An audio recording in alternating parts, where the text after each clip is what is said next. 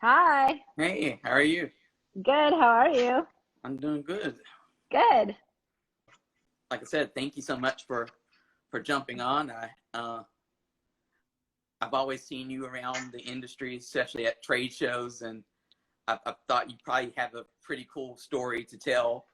And since Great. I've started doing this stuff, uh, I thought why not use this occasion when I'm working from home a little bit more than usual, to kind of talk to different people like you who I haven't had a chance to really speak to at a trade show, I, or out and about. So I'm looking forward to kind of hearing more of your story and kind of picking your brain about what it is uh, we all do, which is cigars in some way. Um, yeah. Awesome. I love it. I love it. Our industry's changed so much since all of this has happened and people are getting more involved and because I get asked that all the time. How do you get involved in this industry? And now with all of this type of thing, people can, you know, do some rather creative stuff, which is great. exactly, and Yeah. that's what I like too. Is that you think before COVID, I mean, we had all these tools, but we had no desire really to use them because we're Right. all used to traveling, going into a store, going to a trade show, going to a big event, and that was it. And now, since we don't have that, these kind of things are important to kind of keep in touch and, like you say, get to know different people in the industry. Yeah, it's great. I love it. Yeah. So, how did you get started in the cigar industry? Uh, well, 15 years ago, I was looking for another product. I was in wine sales. I was um, basically what I do now is a broker for wine. And then I went on Monster, and there was an ad for selling cigars for Rocky Patel. And I was actually coaching cheerleading, and one of the moms of one of the cheerleaders, she worked for General Cigar. And I asked her if she liked her job, and she said, yes, I love it. And in fact, the person that's going to interview you just went from General to Rocky, and he's starting a sales force. So I was the first Rocky rep that was hired. And 400 people had applied for that job Wow. on Monster. Yeah. So they pulled my resume from the 400 people, and it was down to like 10, and one of the reasons was because of the wine background. I had done pharma and clothing and all kinds of other stuff, so I had a really big, um, sales background. But it was the wine that did it. Same type of way that you talk, the same language. So you talk about notes, full body, mild, medium, however you want, with all of the different, and it's the same type of culture and ways of selling. So yeah, that's how I got started. So, what? Because you just a few minutes ago said the industry has obviously changed recently, but especially over the last couple of years. So, what was the industry like when you first started? Um, well, it was, I mean, we just didn't have this type of, she wants to come say hi. We love special guests. Yes, this is the special guest, and she has been to many, many events, many cigar events, that's for sure. She hides under the table for years. She used to travel with me. Um, but I mean, it's right now it's different because events were such a big deal when I first started. Rocky was into, one of the first that did all kinds of swag and big events and drinking and all that kind of stuff, which we, unfortunately, we don't haven't been able to do recently. I think it's starting to come back. We're allowed to do some things. So that's great, especially here in Arizona. We're pretty open to be able to. In fact, tonight I have a cigar dinner Wow. at a Mexican restaurant. Yeah. So we're excited about that to get everybody together. But just the changes in the industry, I mean, there has, and now that I'm a broker and I have 6 boutique lines, that I see is coming back. I saw it trending. I mean, Rocky was considered a boutique brand back then. Tatuaje was just getting started, Pete Johnson, and so it was. Now I'm seeing that trend kind of come back again, which is really exciting to see some new cigars out there. And you mentioned working at Rocky Patel. That's such a now such an iconic brand. Anybody who's a cigar smoker, I think, knows about Rocky Patel. So what did you kind of learn from the industry about, from Rocky, I guess, from working there with him? Because I'm sure he has some lessons that he kind of passed on, or down to you. Well, he definitely earned all the success that he has. I say this in almost every interview that I talk about. I mean, he was a true road warrior, exactly what we do as reps. He was out there. He used to ask, people and my ex-husband, can we sleep on your, couch? So, and I'll come back and I'll help you sell the cigars. So, he was doing such a good job, and he was out there, meeting people and introducing himself and getting involved in the industry. And yeah, I mean, just the hard work that I saw that he did, and the passion that he had in the cigars, that is where, I kind of got really good training, because, you can only do as much as what you see sort of your peers or your employers do, that your bosses. So Yeah, it's so always been it good. sounds like Yeah. he was really involved, and rather than just creating a product and putting his name on it and pushing it out there. He That's was, probably the difference. yeah, he was, the factory that he runs has quality control just 10 times 1,000. He really was and has been involved, but he's stepping back a little. He's enjoying, I think, his his success, and now Nish is kind of the one that travels and does the parties and events and stuff, and he's doing an excellent job. So, I mean, at Rock Patel, you worked as a rep? Is that... Yes, yeah, and I trained a lot of people after me, but I don't work with the Rocky anymore. I have my new brands, yep, which is great. So what was, and I think so many people in the industry or cigar smokers, they see the reps always traveling and stuff, but what is that life like for real? Because I think we only see like the Instagram version of it, which is a very curated probably experience. So what is it like to be a rep for a cigar company? Well, a lot of people think it's just going around and sitting there and having a smoke with everybody, or, having a party, but it's a lot of travel. It's a lot. I had 2 young kids when I started. They were 6 and 9, and, now they're 18 and 20 in college, but they were young kids, and I wasn't a mom that got to tuck them in at night. So there's a lot of travel. People don't realize how much you're alone in hotel rooms, or, in your car driving, because like I said, we're road warriors, and you're in and out of the cars, and we're sales. I mean, it still is at the end of the day sales. So you're trying to make, your money, your goals, and you get said no to, just like if you're trying to sell anything else. So, yeah, I mean, it's fun. I'm very fortunate to have had this industry. It's a lot of fun. It's a great, like I said, it's people's passion and hobby. So that's wonderful that you get to work in that type of thing. But yeah, I mean, it's still at the end of the day, you're a salesperson. And when it comes to sales, like, I feel like everybody in some way has to have a salesperson mentality, because whether you are a writer like I am on my end, or a broker, it's all art of, you're trying to sell something to the audience. So what have you kind of learned about sales over the years? Well, one of the pieces I get asked is, how is it, different being a female in the industry? And that goes along with your question of sales, is that I really had to know the product well. I had to earn my respect and the trust by knowing the product. A lot of guy reps, they can go in and smoke a cigar, and they'll buy it just because they're kind of there. And I had to learn it a little bit of a different way to sell it. So in hindsight, though, it has helped me.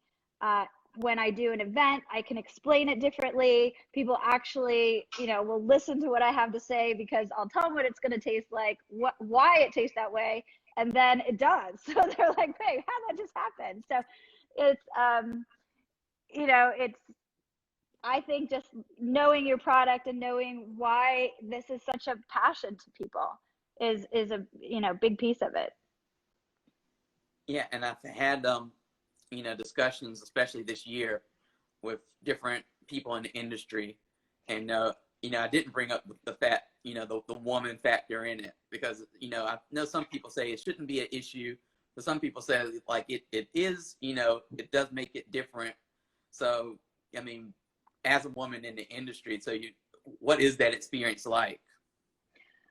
Well, it's different. I mean, I was one of the first, 15 years ago. There's a handful of us that have been in, about the same time. And I'm not talking about ones like, Cynthia Right. Fuente, that is our family. I mean, just as hired on into this industry, there's not a whole lot of the females when I started. There's a lot more. People have realized that, it works out good. And we're seeing a lot of female smokers now get involved, which is really fun to see and stuff too.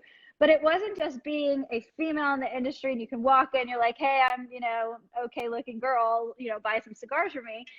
That I said, earlier, I really had to know the product because it is a boys club. It's definite, but if you respect that as well as a female, I think that's as part of it too. You just have to respect that it's always been a boys club, and we're invited in now, so that's great. So it's almost like you have to know the system to know how to work the system. Right. Yeah. I mean, definitely things have changed through the years with some, political stuff, but Right. now I don't really go on the golf trips, with a bunch of guys. One, because their wives don't always love it, but just different things have happened, and sometimes people feel a little uncomfortable in the lounges, but then they realize who I am and how long I've been in the industry, and then it all goes back to like, locker talk. As long as it's not directed towards me, that's it's going on. It's fine. Right. Like Yeah. I said, because I've been on the media side of the industry for almost 10 years, believe it or not. Yeah.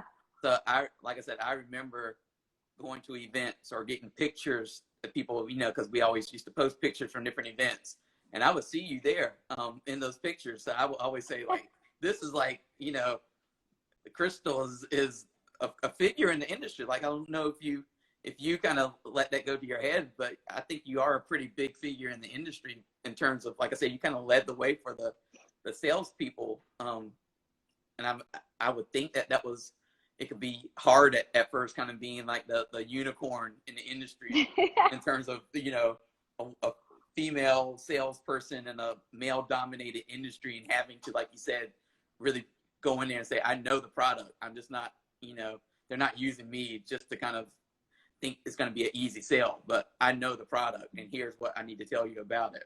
Right. Yeah, because I did train a lot of females that didn't work out because they weren't going to really learn and like I said, respect it and understand the product. So, but thank you. I mean, I didn't realize I was such a piece in the industry until I got fired, and then all of a sudden I got all these manufacturers were calling saying, oh, we would love to have you, we would love to have you. And so then my ego went up just a little. I mean, it got crushed. I mean, I was like, what am I gonna do? And I know my mom is on this watching, and she knew. I was like, what the heck just happened? What am I gonna do?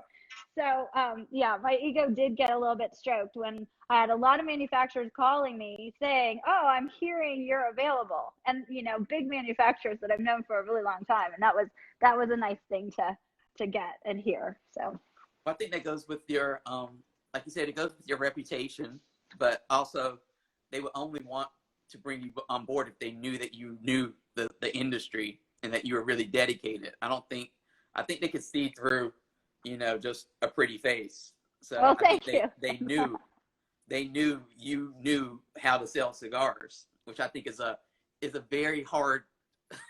I don't think it's that easy as people think it is. It's a very hard thing. Yeah, I mean, it is. There's a lot of cigars in humidors. I mean, there's a lot of great cigars. It's not like you can just walk in and say, hey, guess what? I've got a great cigar for you.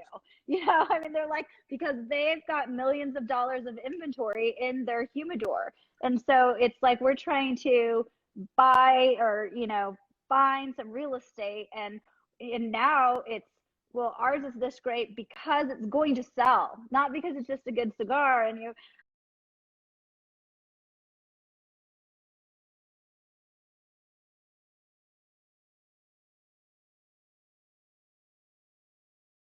so it's yeah, I mean, it is a little bit more difficult than people think. But however, things like this with, your support and a lot of these podcasts that we're seeing, and a lot of Instagram feeds and that type of thing, when people are reviewing these cigars and putting them out there, that is definitely, I think, one of the first questions you asked me: how have things changed in this industry? It's like they're helping us. I mean, all of this support.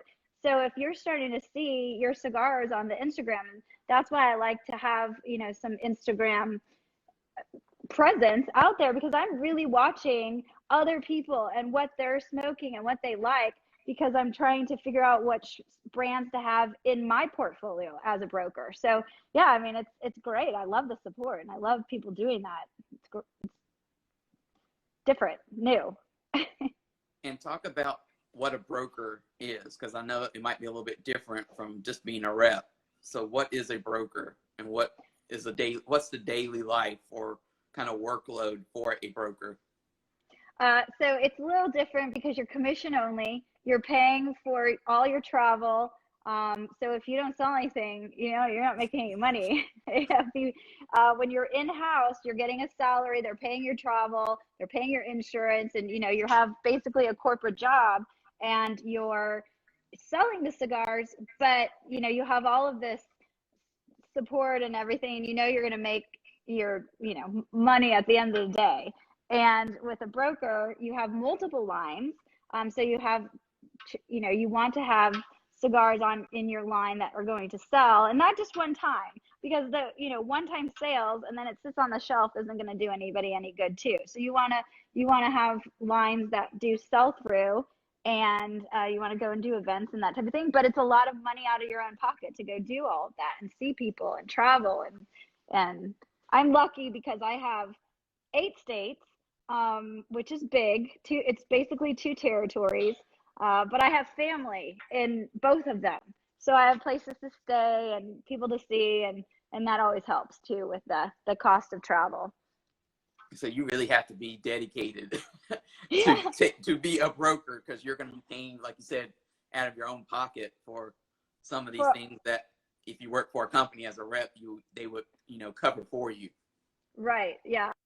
Okay, so Protocol. Protocol is one that I've been friends with Kevin and Juan for a long time. They kind of came out and talked to me a couple years or last year at Colorado Cigar Fest, and I was with Rocky, and we were all talking about how great their cigars are. Rocky smoked one of them, loved the cigar. I said, if I'm ever a broker, you guys will be the first people I call, because they're great guys. Their cigars are from the La Zona factory, where Espinosa does his. Yep, there it is, the power of the P. And so I'm super excited to work with them and promote their brand. I know they have a good Instagram presence. Sorry about that. And it's just, so they're in the East Coast. They were a police officer from New York and a cybersecurity, and they have such a big presence there, but we need to move it this way where I live. I'm in Arizona, so we want to just get it a little bit more west. And the ones that I've brought it to so far, I mean, everybody's loving the cigar, so that makes it, makes it great when you hand it to somebody and they actually really like the cigar. So it's getting a very, very happy welcoming here. Then the other one that I have that I'm really excited about is Blackbird. And Blackbird is the one that they say looks like candy. It just has all these bright colors, and they're all different names of birds. So I'm also getting, that's what we're doing our dinner tonight with those 2 brands. And I'm getting a lot of excellent feedback with them too. And again, really great brothers that own the company out of the Dominican Republic. So when I was looking at the brands that I was pulling into my portfolio, I also didn't want brands that would compete against each other, totally. I didn't want them to be almost the same. So I've got my Nicaraguan, I've got my Dominican, and then I have this other one that everybody gets so excited about when I post it on Instagram, is the Don Lee Honduras Tobacco. That's the one with the clown that, and it looks like the Jack in the Box, and I spin it. It looks like you can spin it, and it has the big, and it's barber pole, and it has been getting a lot of really great feedback too when people smoke it. So That one, and it's got some really great for Halloween. It's got some skulls on the Katrina and really fun, whimsical packaging. So we were talking about how you get new things into humidors, and that was one of the reasons I even picked that before I smoked it. Was that yep, there's somebody with the clown. It's so whimsical. So when it's in a humidor, people will go, "Oh, let me check this one out," and then they'll be happy. It's going to be sweeter, like natural sweetness, because it's Honduras versus your pepper, from Nicaragua.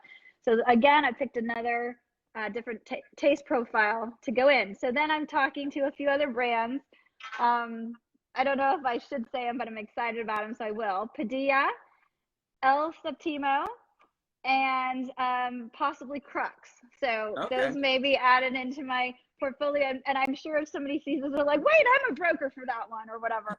But remember, I have multiple territories. So I have not been going after other brokers' lines. I've been very careful about that. And even some of the bigger lines have said, we would love to hire you, but it's COVID time. I mean, nobody wants to do a lot of changing and hurt anybody. And I don't. So, I think we're all friendly competitors. I've been very careful about that and not try to mess with my friends' lines. Well, I like that you're working with, I think when we think of the cigar industry, sometimes we think of just the top companies that you hear a lot of, or you see in the magazines and you see the reviews of, but like Crux and Blackbird and Protocol, I mean, all of those are like awesome brands that don't always get enough attention, in my opinion. So it's nice that you're working to help them expand out of where they are now into some new territories. Yeah, I'm really excited about it. I mean, like I said, when I first started with Rocky, it was a boutique brand, so these are a little bit of what they consider themselves ultra boutique, but we can make them boutique and then we can make them bigger. I mean, that's just getting it out there, getting it in people's hands, doing events, and kind of what I'm good at. So I'm excited about it. Really, it's given me a new energy in this industry for sure. Definitely. What I know, I always struggle with defining what is boutique. So for you, like, what is boutique? But I think they used to give it a number. I think they used to give it like under 8,000 or something like that. I think boutique is just, to me, it's just, I don't know, when I go shopping and if it's cute and it's, certainly a little bit more rare, I call it a boutique. But I don't know if there's an actual, if we Google the definition of what it has to be, but I think it has something to do. I think somebody gave it how many boxes that they sell or make a year. And I think that's in wine too. I was at what they considered themselves. I was in Napa this week, and what they consider themselves boutique wineries, and it all had something to do with how many cases of wine they make each year. So talk about wine a little bit.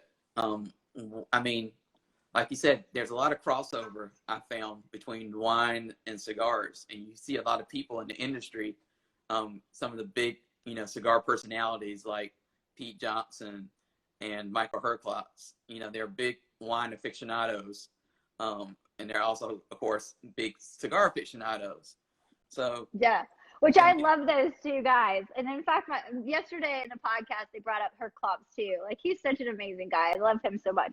And then and so Pete, he calls, so I hate saying this. I never say my last name, but it's Latour. And so Pete calls me Latour because he's, and, and he loves wines. And that's, of course, like a major French wine. So when I first met him, he hasn't, called me that forever. So when I see his Instagrams and stuff, I always perk up about the wines because he does like his really good wines. So I texted him and told him that I was going to Napa and I would let him know if there was anything great. But I don't know if all the wineries are going to be there after these fires this week. It's been awful. The Airbnb we were in, it's no longer there.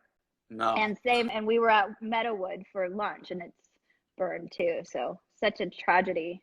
it is. But yeah. So But a lot of it's been saved. We've been asking a lot down there, so they're okay. So I know people especially in the cigar industry, you tend to think of when you think of like pairings, you think of pairing a cigar with a bourbon or a whiskey. But I know that there's also the other side of the industry that says, consider pairing it with a wine. I mean, what's your experience been with that? Is there a way to really, is it better with one spirit than another?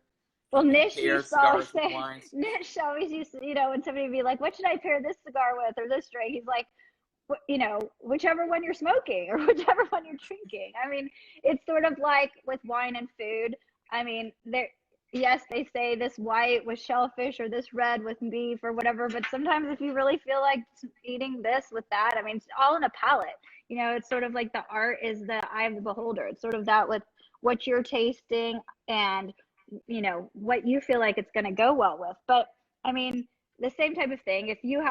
I think if you have something peppery as a cigar, then, you might want to pair that with something you would, put your, the same, something that doesn't overbear it, Right. take over the taste or change the taste in any way. But yeah, it says pair the thing you enjoy. And I agree with that, because it's your palate. And if you like, tomatoes with your Nicaraguan cigar, I mean, go for it. I don't know. We could have donuts with your Connecticut. I don't know. It's kind of whatever you want to do. So, as someone who obviously speaks to a lot of retailers in the industry, I mean, what are you seeing amongst them? Like, what kind of products are they buying, or what are they looking for nowadays? Because I think, like I said, we never really get into the nitty gritty of what retailers are actually buying. You just kind of see a company release something, and I guess they hope those retailers take it up. Yeah, and so that's kind of an odd thing in our industry. So the retailers are always complaining, about like something, and so it's like, then speak up and say something, Right. to the manufacturer. If you don't like your rep, it's like the comment complaint card. You can't just complain when the cigars don't come in right. You really have to speak up. And they're like, but then I mess up my my relationship with the manufacturer, and I don't want to do that, and they won't send me the cigars. I'm like, you guys hold the power sometimes. Like, talk about it. And so, at the trade shows like you were mentioning before, where we've met and stuff, is IPCPR, now PCA, or whatever we're going to call it, RTDA. I mean, whatever letter, whatever alphabet we're going to use this year. But they, things come out new, and the retailers don't know if people are going to like it or not, but they just buy it, I mean, in hopes that people like it. So like we said, now with all of these podcasts and reviewers and stuff, they're kind of doing the work for everybody. So a retailer would be a little bit more confident buying something that people like, instead of just, oh, this is new from, X, Y, and Z. But usually when new stuff comes out and the hype is out there, it's usually a pretty good cigar. Yeah. I mean, I'm always hoping that they buy it, and lots of it. Yeah. But again, but people say, oh, how do I get that? How do I get that in my territory? We can only do so much as reps and say, these people are asking for it, but then they probably think we're just trying to sell them. So as consumers, asking the retailers, hey, I'd really like for you to get this in, and let them be confident that you're going to come back and buy it, then you'll get the good stuff in. But that's I know there's one that's coming out, everybody's talking about. It's like they're saving their money for this $300 box of something, whatever is coming out. Yeah. We're talking about. It's always funny to me that we don't have there's nothing in the industry where, I know sometimes manufacturers will ask me as a media person, like, what are people buying? And I'm like, I have no clue. I just don't. I mean, you just walk into a humidor and you'll see, depending on the retailer, a different selection. So I don't know what they're buying. I mean, we try to do surveys every now and then to figure out. I know Robustos are kind of in right now, rather than a humongous long cigar, which makes a lot more sense. I'm like, yeah, I can see why that would be popular. And those go, so trends of, like we were talking about, boutiques versus, some of the larger brands or whatever, that goes as trends, but also sizes. will change per season. So you'll see bigger cigars happening in the colder weather or smaller ones in the hotter weather, and it changes per season. And it's because people want to be inside smoking a cigar or outside smoking, and it's Right. and we also have different seasons within the US. So things will change, but like a Lancero that goes up and down in trend as well, because guys are like, why do I want to smoke this skinny little thing, whatever. But it's one of the best cigars out there because it's wrapper. You have all this wrapper, and if we're getting a majority taste, I say 80%, but some people change it up, of wrapper, then of course you're going to be, a Lancero is going to be a great cigar. But yeah, definitely in certain shops have, there people only smoke 6x60s, and um, some will smoke, it's kind of the shop too. It just kind of depends, I think.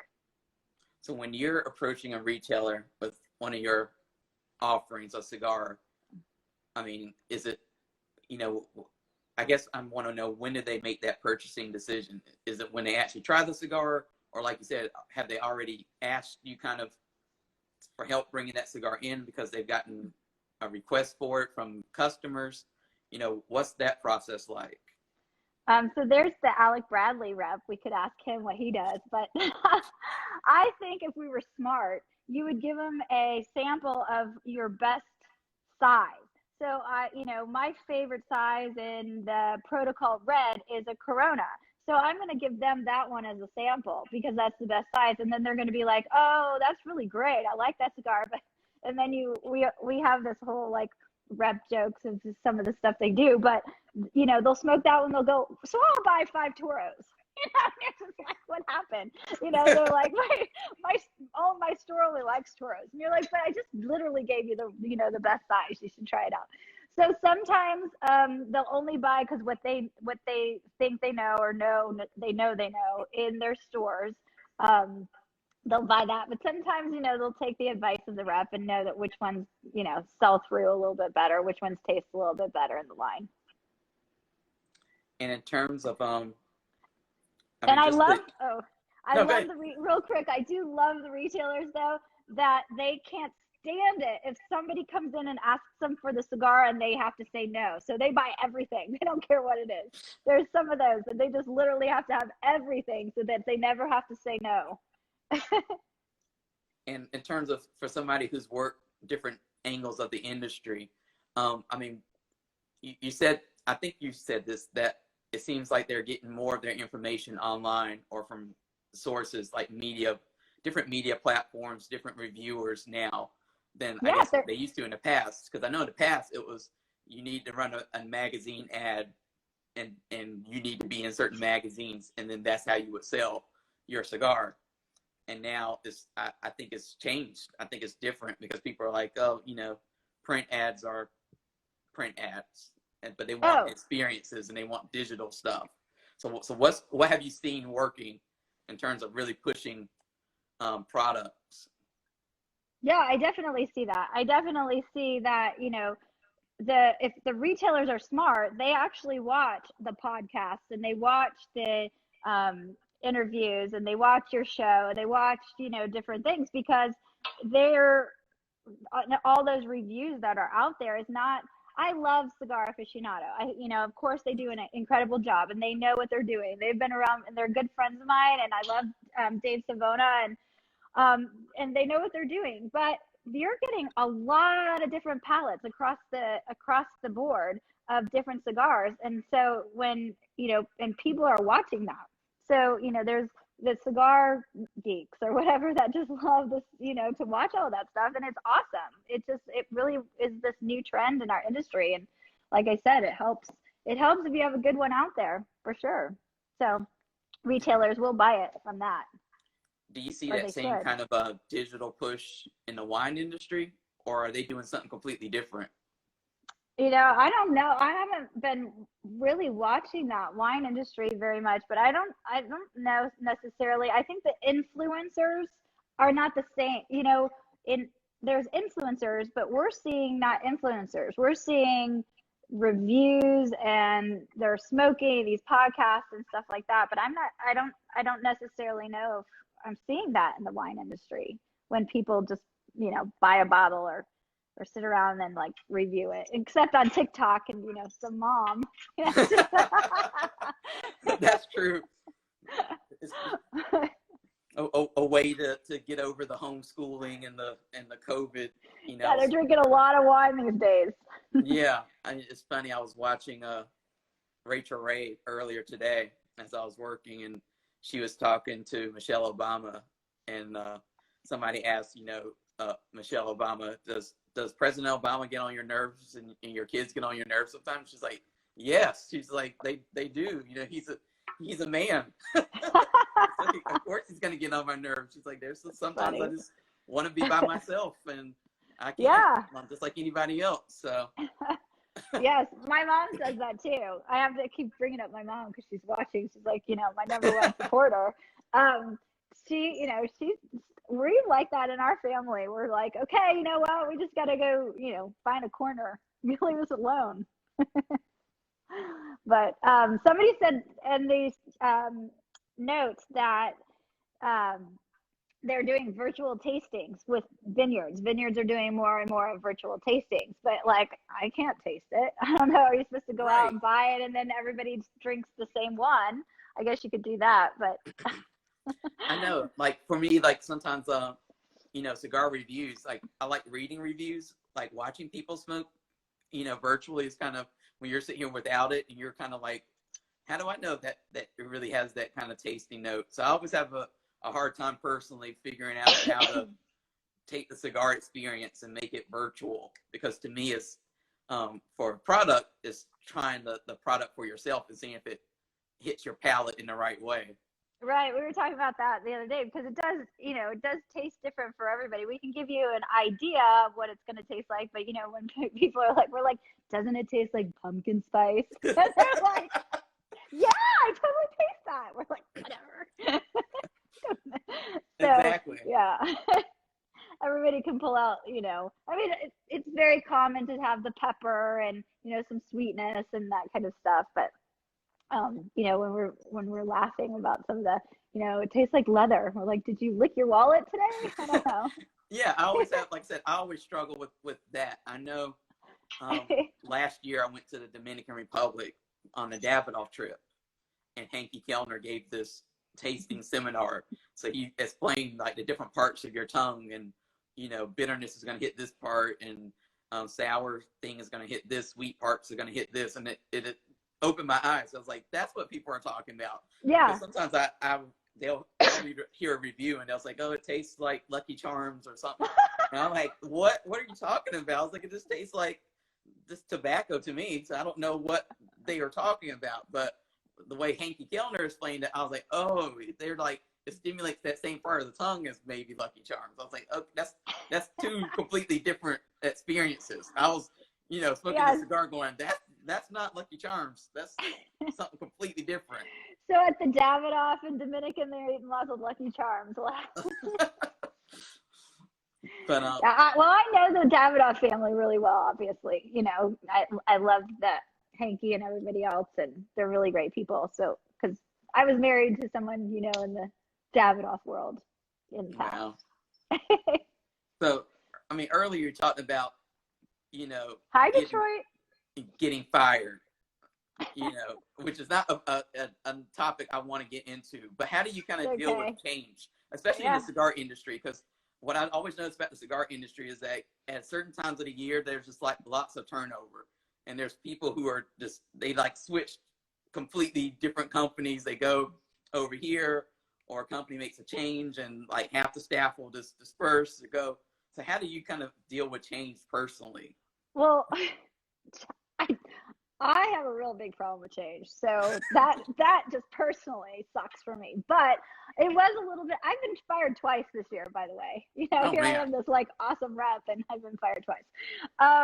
What the Rocky one was, a little bit of just a shock to more other people on the outside, because I think people only knew me as RP Crystal for 13 years, you know, I mean, that's just kind of what it was. And it was a shock more to other people that happened, you know, because I was part of the family with the Patels and they're like my brothers and we even fight like that. But what happened was the taxes in my 2 states that I had, they had actually carved out a territory for me, which was super awesome when I asked them, you know, to come back. And it worked really well. I doubled the numbers that first year of what they had in those 2 states, but then boom, we got hit with major taxes. And, you know, when we're talking about how that hits our industry and the FDA and how we're fighting and all that kind of stuff, I mean, it really is a big deal.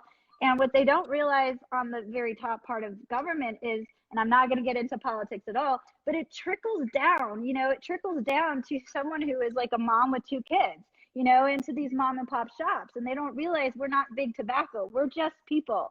And when that stuff happens, you know, someone like me ends up not being able to keep the job because we can't sell enough to fulfill a travel schedule that I had or the salary that I had and, you know, commissions and everything else. You just can't do it. So that was kind of not a big shock, but a sadness more, Right. leaving the Rocky, you know, company. And there just wasn't other territories for me to go take. And I didn't want to move back to the Midwest. Sorry, Mom. But yeah, it's so then I took, you know, I came and I moved to Scottsdale with AJ, and, you know, that didn't work out for some other reasons and that type of thing. But I had been looking at doing a brokerage in between, and should have done it years ago. So it all kind of worked out in a really great place.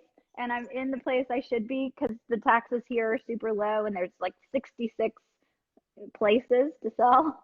So it really worked out great. But yeah, there is a lot of change. And when a big manufacturer just decides to fire everybody, which we've seen a few times, you know, it's like, what happened? Right. What happened? I don't know. That's a shocker sometimes, but it does happen around, you know, certain times of the year. You see numbers are going down, and yeah. I know you've mentioned, you know, taxes, and I know I've been getting a lot of emails lately from the different associations saying, you know, brace yourself for 2021 because you're going to see a lot of these states try to raise tobacco taxes just because of budget shortfalls because of COVID-19. So, you know, I don't know if people are aware of it. You know, if you're a retailer, I'm sure you're aware of it if you're a rep, but I know consumers sometimes don't always know or pay attention to that kind of stuff. But, you know, it's going to be, I think, a big issue going into 2021 is all these taxes that you're going to start to see trying to be levied against tobacco, because it's the easiest kind of scapegoat, because like who's going to come to the tobacco industry's defense? Right. Well, we try to as a Right. cigar industry, you know, but that's the problem is that they just put us in with big tobacco. They don't, you know, and our thing is just carve us out and give us our own rules. And then we'll, you know, that's okay with us. You can tax us, but just don't do it as like big tobacco. You know, carve us out and into a different arena because we are. So, Yeah, you know, and they're especially, always you trying know, to attack us and yeah, especially that, you know, cigars get lumped into the same category as like a vapor or e-cigarette product, and that's like yes. two completely different industries, different markets, you know, different user bases. You know, it's kind of hard to if you're actually in the industry. I've always been confused by how there's no distinguishing factor between the premium cigar stuff, you know, of cigar. I would say a premium cigar, then your other cigar stuff that will be like in the C-store area, and then Yep, your machine vapor. rolled Right. and vape, and then they're taking away all of our flavor cigars. Yet you go in there and there's this bubble gum, and yeah, they said New York 75%. Yeah, it's crazy. It's New York and California are 2 of the worst, and then Arizona we're 22 cents. It's awesome, right? But you know, California, they're all trying to bring everything over here, so hopefully that doesn't change. But it's a penny in Texas and 0 in Florida and 0 in or something really low in Pennsylvania. So there's a few states out there that are still going strong. And when I had Nebraska years and years and years ago, they tried to put like $10 on a stick, and they started lobbying for themselves, and they got a cap of like 30 cents or 30% or something like that. That was really good. They fought their own battle. So in terms of where you are right now, how does it feel to kind of be your own boss? I've always been bossy. I'm just kidding. I said your own boss, not bossy. I know. Well, now I can just boss myself around. It's good. That was kind of one of the deals with the AJ when I started, is they're like, what are you doing? Why are you just doing this and doing that? And I said, well, I had been, pretty autonomous with Rocky for such a long time. I was the trainer.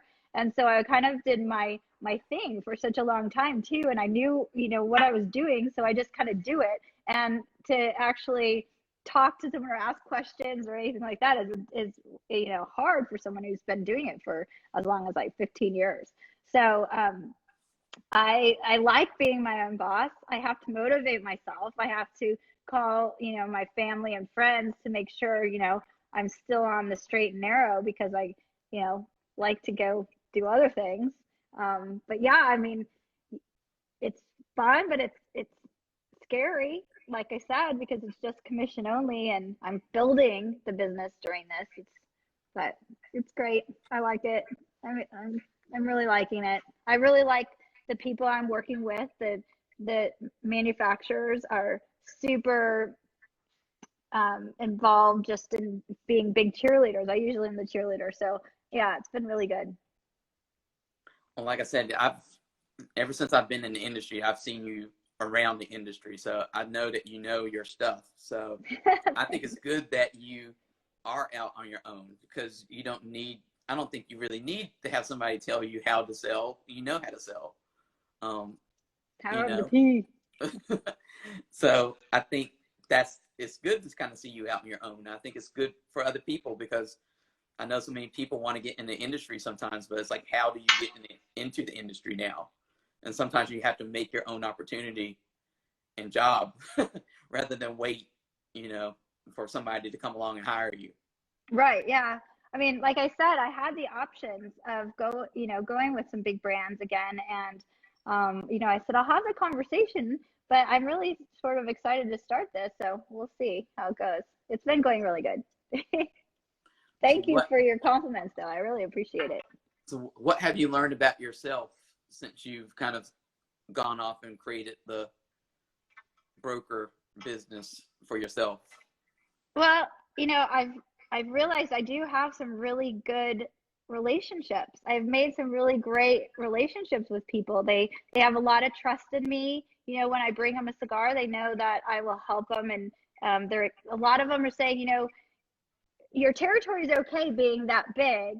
Hi, Tucson. I'm going to be there soon. I haven't been to Tucson yet since I live in Scottsdale. And I'm just new here. So it's, my territory is so large, and people say, well, how do you do that? How are you doing such a huge territory? And my retailers and my distributors are saying, you're not trying to establish a relationship with us. We just like you for events. So as long as you're here for events, we'll buy your stuff, we'll put it out there, and then you sell it. So that's really good. So I don't have to go like every single week trying to build a relationship. I do have to, show them it is a new cigar. It is something they want to try and taste. They don't necessarily can't bring in all 6 lines, at first, as much as they would like to support. But I'm definitely seeing, so you asked me the question, and what am I seeing in myself? And I'm definitely seeing that I have developed those relationships, and it just means the world to me. I've had some of my retailers and distributors calling manufacturers and saying, did you know Crystal's a broker now? Like, we would like to see her with your line. And I can't believe that people would do that. And we were talking about how it's a men's, dominated industry, and they're just thrilled to help me. And I love it. It gives me a big smile and warms my heart. And it does. Feels really good. What's your advice to other women who, obviously who love cigars, but maybe are thinking about, how do I make a career out of that? Well, know your cigars, but it's also a lot of people ask me it's not just sitting around smoking cigars. I mean, I definitely have an extensive sales background before I came in to this world 15 years ago. I have, the retail back, I understand a P&L, so I can understand how their business is working. So that's kind of a different, piece of why it works really well for me, know your product really well. And we're not out there, my mom's going to love this, all trying to be sexy with our low shirt down and everything else. I mean, I dress really conservatively, once in a while I'll put a bikini pic up. Okay, fine. I got to wake everybody up once in a while. But I definitely dress very conservatively when I'm around doing events and, in and out of the stores and stuff. So it's really about the cigars. So for females to be in the industry, I mean, it's the same thing as men, there's a lot of people who want to be in this industry, but just, try to do your own thing. And then, get to know what territories are open and what, reps will help you. They'll say this territory is open. And I hired my replacement the first time I left with Rocky. So, can always happen. So as we come down to the last couple minutes that we have left, tell people how they can follow you on Instagram and how they can get to know more about your business. Just do the whole kind of drop right now of all the different things that they need to know about you and your business so that they can continue to follow you after hearing this or watching this conversation. Well, I am Crystal_Cigar_Connect because I'm reading it up there. It's just, I think when you put Crystal and Cigar, I think you can just get it. That's the name of my LLC. It's Crystal Cigar Connect. I wanted to connect the cigars with not only the people I'm selling to, my clients, and which are retail and distributors, but I wanted to connect more with the consumers and then make sure that they know too. So I thought it was a really cute, clever name. And so that's how you do. That's how you find out. So I'm not an influencer. I know a lot of my manufacturers, try to put that out there. I'm not an influencer. You actually can, ask me where you can buy those cigars and I will help get them into that retail, and my territory is large. So even if it's not my territory, I'll call a rep and I'll help you guys get those cigars. And that's just how it goes. So I appreciate you reaching out to me too, and your success in this industry. You've been around for a really long time, and I applaud you for that. Yeah. So this Thank was really you. fun. It's been a ride. It's been an interesting 10 years. Yeah. Almost. It'll be 10 years at the end of November. So. Awesome. I guess you'll have to celebrate with a decade. I know. We'll have to do a special deep cuts. All the greatest hits from all the greatest hits. Okay, decade. well I'll send you one each of my new 6 brands. Awesome. You should do 10 cigars for your 10 years. Oh, that's a cool idea. I might have to do that. Well, Very like good. I said, thank you so much for coming you. on and sharing your story. And we're going to have to do this again sometime to kind of get an update on you and what's going on with your business and all the new brands that hopefully you brought in. Yeah, I'm excited about it. Let's do it. We'll make a date. Awesome. Well, all right. Thank you so much. Look forward to our next encounter whenever that is. That's my mom. She just said you were wonderful. Hugs. Thank you. I love it. Thank you so much. Thank you. Thanks for joining. Bye. Bye.